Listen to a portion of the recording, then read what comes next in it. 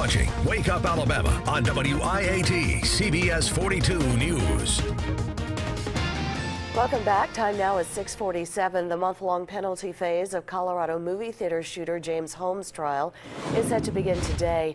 Holmes pleaded not guilty by reason of insanity, but the jury rejected that defense on July 16th. They found him guilty of 24 counts of murder and 140 counts of attempted murder. That same jury will deliberate during the penalty phase. Bill Cosby's lawyers say the actor's admission that he used Quaaludes in the 1970s doesn't mean that he drugged and raped women. They argued that many people introduced the drug into their consensual sex life in the 1970s. Cosby said he did not take drugs or drink alcohol during the encounters with the women. More than 24 women have come forward to accuse the 78-year-old comedian of molesting them. All right, let's switch gears, talk about the forecast, which is a little brighter today. That's right. Maybe not necessarily sunlight brighter, but brighter in that it's not as hot. As hot, that's right. A little relief from the heat today. We were tracking rain this morning, but I do want to show off some of these viewer photos that you're sending in. Thank you so much for sending us these amazing photos. Look at this Hoover sunset from last night. We also have a picture from Dave, who he sent in that gorgeous sunset from Birmingham, and Highland Lake rain from yesterday. We should be seeing some rain photos today. Just send those to reportit@WIAT.com. Here's what I'm tracking for your Wednesday. That heat's backing off. Storms are rolling in. That's going to really contribute to the heat backing off, and that rain not only lasting through today, but through your Thursday as well. The heat, well, you'll notice by the heat advisories, they've all expired for central Alabama. Just a few of our southern counties still remain. Green, Hale, and Perry counties there, where their heat index values today will still be in the low 100s. Central Alabama, our feels like temperatures staying in the 90s today. We're starting out the morning in the lower 70s, 70 in Coleman, 73 in Birmingham, with 74 in Alabaster and in Clanton. But here's what I'm tracking. This is the big story. The rain has already started in parts of Mississippi, and we're seeing a couple of blips on the radar. So a very unsettled weather pattern already existing, moisture-rich atmosphere, and we're watching the rain, and you'll notice it's breaking up just a bit near Wyndham Springs at this time along 69.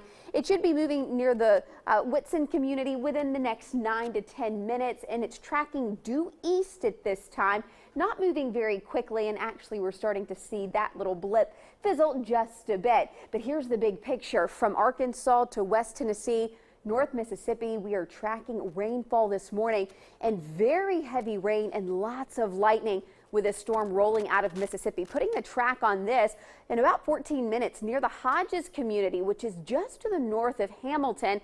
So if you live in Hamilton, you may be experiencing some light to moderate rain here within the next half hour. But I still think the heaviest rainfall is going to be just to the north of Winston and Walker counties there, and even staying north of Coleman County for the early morning hours. But look what happens around lunchtime. We're going to see more thunderstorms moving into West Alabama.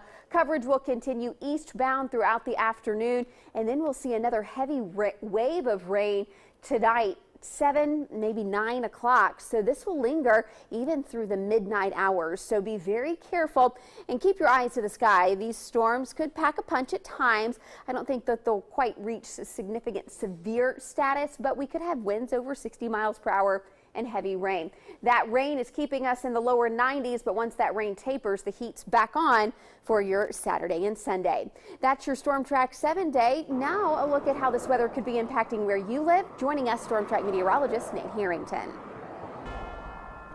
Thanks a lot, Ashley, and good morning, everybody. We're live right near 280 and I-459. Normally a very heavily trafficked stretch of road, but as we go through the next 24 to 48 hours with rain chances both in the morning and afternoon, I want to make sure you're taking some extra time and some extra care on the roads. Please just give yourself some extra time so you're not ending up in a fender bender and distracted while driving, especially if the rain happens to impact your morning or afternoon commute. Let's go ahead and take a look at hour by hour. Not quite as hot today as it has been the last several days. Highs getting into the low 90s in Jefferson County instead of the mid and upper 90s. A welcome change in our weather pattern.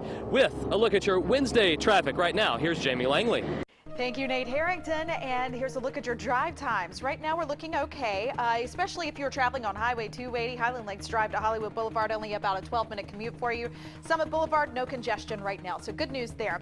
If you're traveling northbound on Highway 31, direction. The opposite way, not so much. We'll get into that in just about 10 minutes. But Vestavia Parkway to I-20 East, only about in the slowest areas. You're moving freely, so that's good news. I-65 looking great if you're heading northbound through Pelham and Hoover area. I-450. Work on that detour for you for Center Parkway, as well as explain some other things that could slow you down today, coming up in about 10 minutes. The time now 6:52. We've been following two big stories for you all morning long. Coming up, we'll take you to both scenes live. One is a manhunt underway right now in Bibb County for a suspected killer. The other involved a body found in the road in Jefferson County. We'll have them both. You're watching Wake Up Alabama with coverage you can count on.